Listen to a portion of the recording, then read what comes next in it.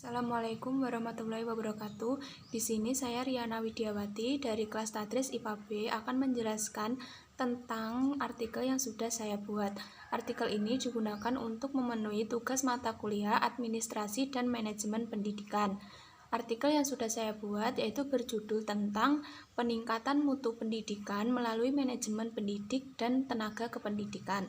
Nah, mutu pendidikan nasional itu terukur lewat ketercapaian segenap standar pendidikan nasional, meliputi standar isi, standar proses, kompetensi lulusan, pendidik maupun tenaga kependidikan, sarana dan prasarana, pengelolaan, pembiayaan, dan juga penilaian pendidikan. Manajemen itu adalah seni atau keterampilan dalam merencanakan, mengarahkan, mengelola, maupun mengawasi segala aktivitas agar berjalan dengan baik dan menghasilkan tujuan yang ingin dicapai secara bersama. Nah, manajemen mutu pendidik dan tenaga kependidikan ini merupakan serangkaian proses perencanaan, pengorganisasian, penggerakan, dan pengawasan kegiatan yang berhubungan dengan perencanaan kebutuhan sumber daya manusia, pengadaan sumber daya manusia, penilaian dan kompensasi, pelatihan dan pengembangan, penciptaan dan pembinaan hubungan kerja yang efektif yang diusahakan untuk mencapai tujuan dan standar yang telah ditentukan. Menurut Undang-Undang Nomor 20 Tahun 2003 tentang Sistem Pendidikan Nasional Pasal 1 Ayat 5 dan 6, yang dimaksud dengan tenaga kependidikan adalah anggota masyarakat yang mengabdikan diri dan diangkat untuk menunjang penyelenggaraan pendidikan. Tenaga kependidikan ini mencakup pimpinan satuan pendidikan, penilik satuan pendidikan, pengawas satuan pendidikan formal, tenaga perpustakaan, tenaga laboratorium, teknisi sumber belajar, tenaga administrasi, tenaga kebersihan sekolah, dan petugas sejenis yang bekerja pada satuan pendidikan. Sedangkan tenaga pendidik itu merupakan tenaga profesional yang bertugas merencanakan dan melaksanakan proses pembelajaran, menilai hasil pembelajaran, melakukan pembimbingan dan pelatihan, serta melakukan penelitian dan pengabdian kepada masyarakat. Nah, tenaga pendidik ini bisa sebagai guru, dosen, konselor, pamong belajar, tutor, instruktur yang berpartisipasi dalam penyelenggaraan pendidikan. Guru di sini bertugas dan bertanggung jawab sebagai agen pembelajaran yang dapat memotivasi, memfasilitasi, mendidik, dan juga membimbing peserta didik untuk menjadi manusia yang berkualitas.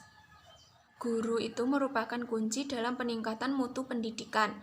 Guru di sini berada pada posisi yang sangat strategis bagi seluruh upaya reformasi pendidikan yang berorientasi pada pencapaian kualitas murid dan persekolahan.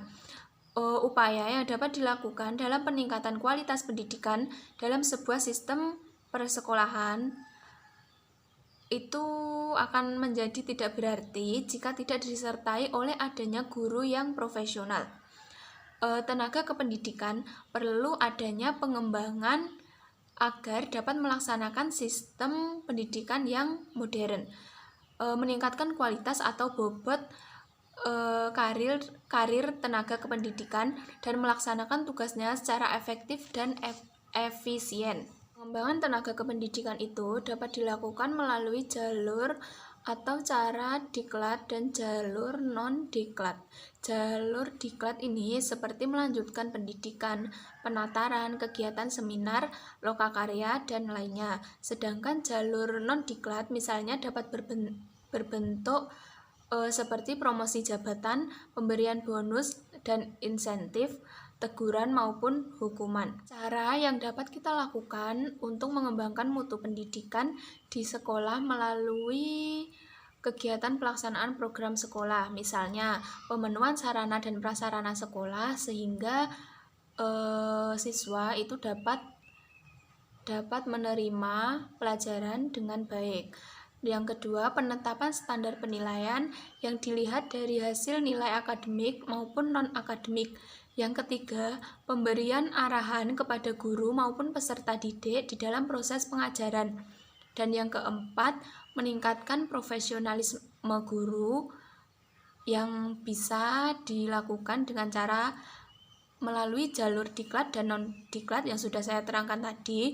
Dan yang kelima, pembinaan khusus untuk peserta didik agar bisa meningkatkan hasil belajar. Dan yang terakhir, memberikan motivasi kepada peserta didik untuk terus meningkatkan minat belajarnya di sekolahan. Sekian pemaparan presentasi yang dapat saya sampaikan. Apabila ada salah kata, saya mohon maaf. Billahi taufiq wal hidayah. Wassalamualaikum warahmatullahi wabarakatuh.